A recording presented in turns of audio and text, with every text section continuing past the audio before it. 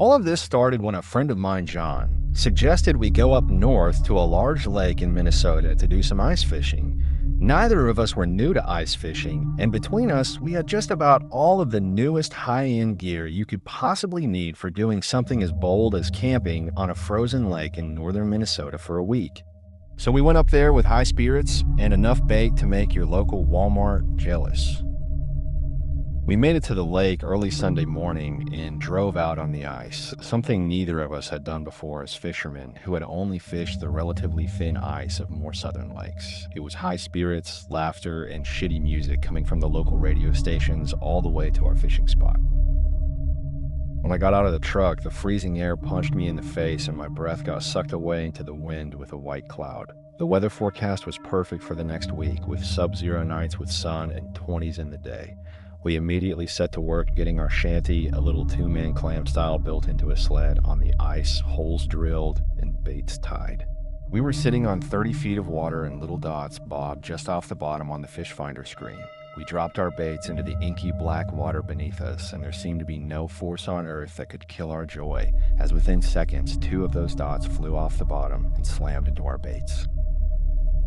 For the first couple of days, everything was going great. We were catching plenty of fish, the ice shanties stayed warm, and we were having an amazing time taking a break from the world.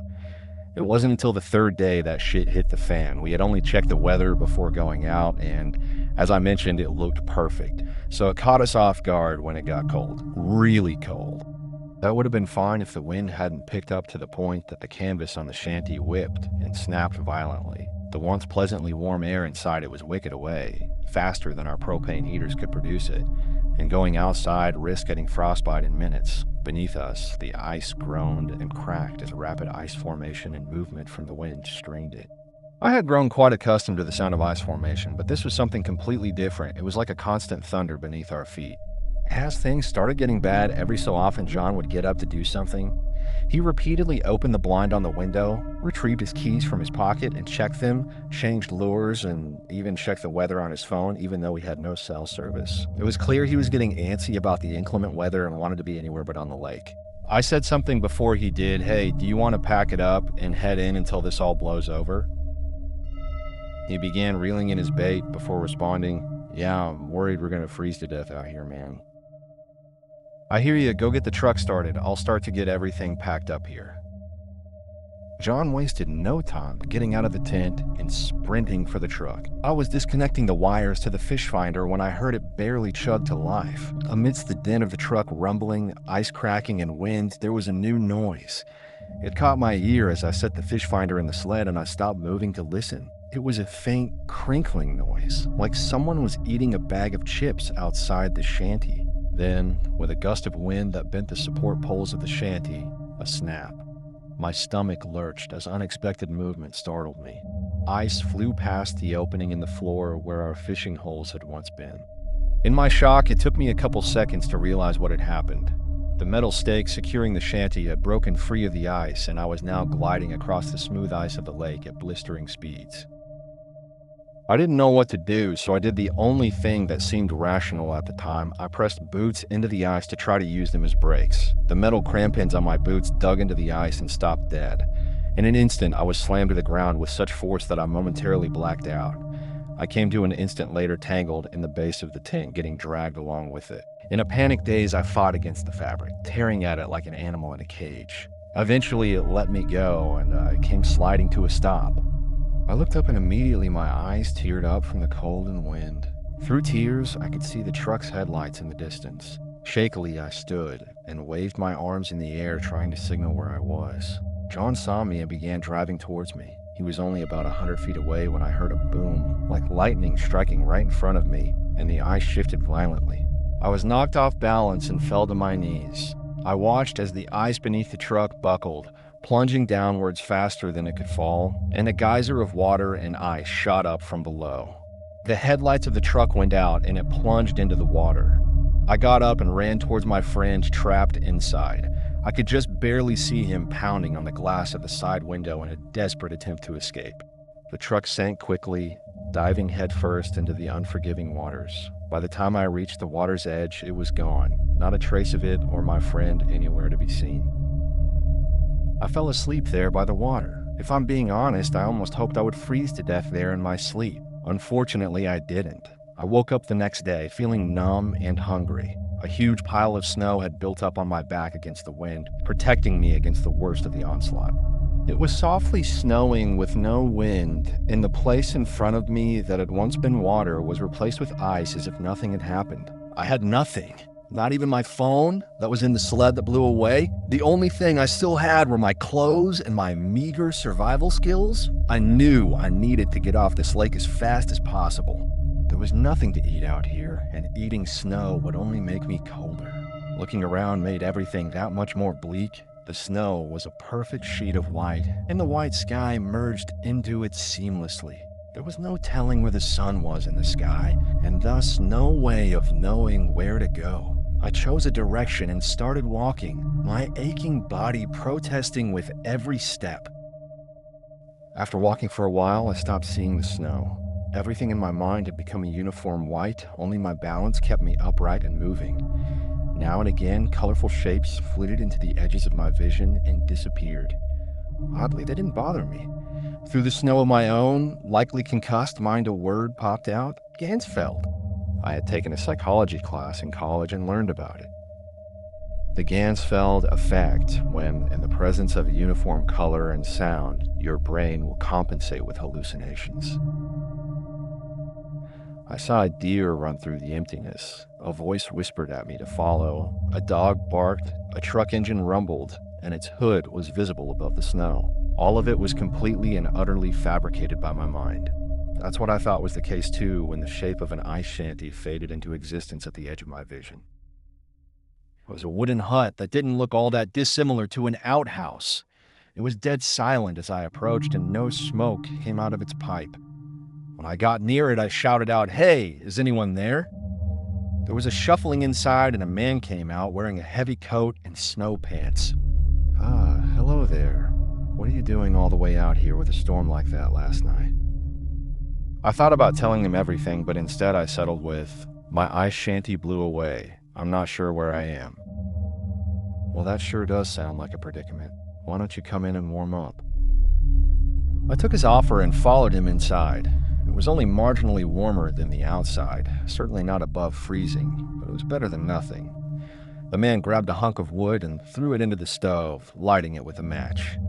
"You want some fish? I got a good walleye I caught today." I hadn't eaten for well over a day at that point, and I would have eaten rocks if it meant I could fill my stomach. Eating fish would be a dream come true. That sounds delicious, thank you.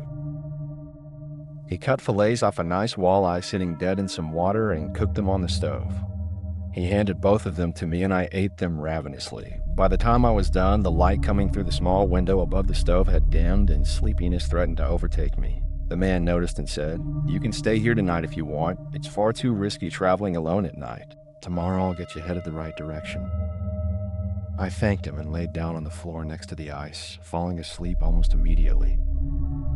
I woke up to the feeling of being dragged through the snow. I opened my eyes to darkness.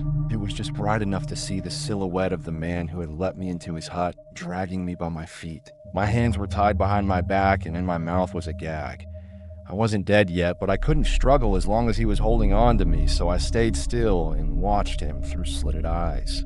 We came to a stop in a cleared area of snow.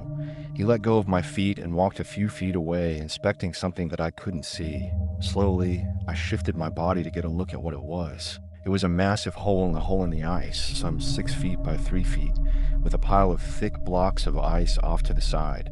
Sitting on top of those was the culprit, a gas-powered chainsaw. The man picked up something out of the snow and set it next to the hole. He fiddled with it for a bit, and a flame lit up the darkness. He stood above the burning log and watched it grow. As he did, I noticed something odd, a minute detail that I hadn't picked up on when I had met him, but in the moment seemed as clear as day.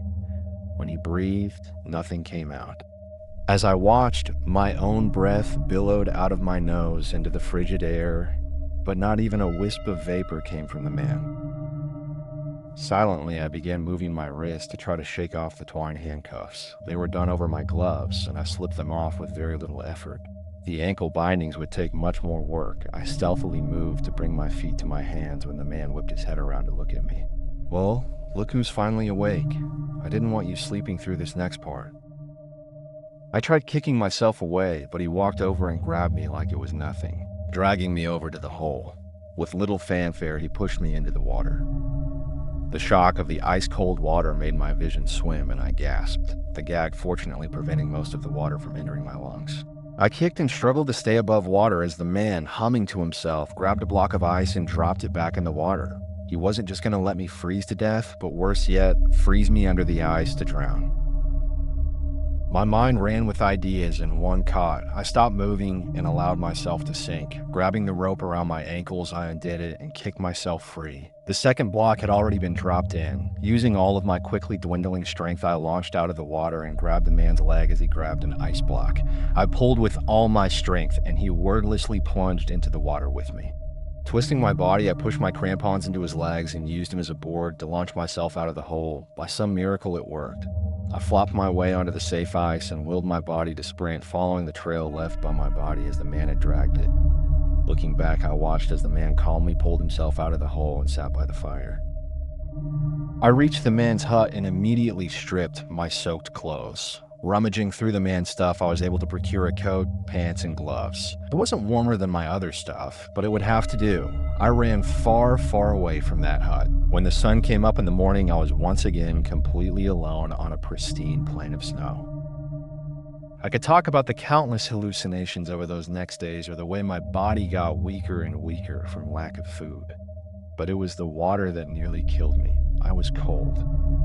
The snow that I shoved in my mouth by the handful was far, far colder. I was only physically able to be warm enough to eat some snow every several minutes or so. And when I did, often I had to spit it out without getting hardly any water because my mouth froze. Combined with my excessive walking, this led to me being extremely dehydrated. Salvation came in the form of a tripping hazard. One night as I walked through near pitch-black darkness, my boot collided with something hard beneath the snow. Excavating it, I found that I had come across an abandoned handheld ice auger. I couldn't see it, but tracing my finger along the blades told me that it would cut ice. I was ecstatic. Feeling energy unlike I had in days, I stood and began drilling my way through the ice. The sound of metal shaving ice filled the air in the darkness. My arms burned from the effort of cranking the auger deeper and deeper into the ice. I was beginning to have to bend over to keep going when the feeling of the ice changed. It felt wrong. Now and again, the auger would get stuck on something, and I would have to reverse it and attack again. With a final push, the ice suddenly gave, and I fell flat on my face as my auger plunged into liquid water. I yanked it out and put my mouth to the hole, greedily drinking the disgusting lake water. The water tasted metallic. It was just barely noticeable, and I certainly didn't care given how thirsty I was. Once I drank my fill, I looked to the horizon to see the very edge of twilight illuminating the clouds, providing an obvious edge to where the ground met the sky. As it got brighter, I could see nothing besides the perfect plain of snow I had grown accustomed to, a blue auger, and the hole it had drilled in the ice. It wasn't the hole that caught my attention, though. It was what was around it. The ice shavings surrounding it were red with flecks of black. My heart jumped with fear, but I rationalized it. Surely it must be something natural. Maybe some algae that froze into the ice. I crawled back to the hole and looked in it. Feet of ice, and then something else. I began clearing the snow away around the hole. I could see a shape below the ice, but the snow that stuck to its surface wouldn't let me get a clear view. Taking off my gloves, I stuck my hands into the water and cupped them together. I splashed water over the ice and it immediately became crystal clear. There, frozen in the ice, was John with a hole drilled right through his chest. His face contorted in anguish as if my auger was the reason he had died. I felt sick. The water I had just drank threatened to come back up, but with some difficulty, I forced it down. I collapsed to the ground and curled up, sobbing. Nearly a week's worth of suffering finally bubbling over. I stayed that way for quite a while until the sun was high in the sky. The sun. I realized that for the first time, unfiltered sunlight was reaching me. I looked up and found that the sky had cleared, and on the very horizon I could see a black line of trees. I stood and took one last look toward John before finally making my way back to land. I can't say it was much better once I got back there. Hospitals, amputations, all sorts. I lost all my toes, my right pinky and ring finger, and the tip of my nose. There are a lot of other complications as well that left me with a lengthy hospital stay and a massive bill. I've regained my ability to walk and I've fallen back into a normal life besides the weekly therapy sessions. It's been a year since then. I'm only writing this story now because I got a knock on the door today. It was John, wearing a coat and snow pants. In the center of his chest, the coat seemed to cave in. He smiled warmly at me and said, "Hey man, long time no see. Want to do some ice fishing?" Despite the cold, no vapor left his mouth.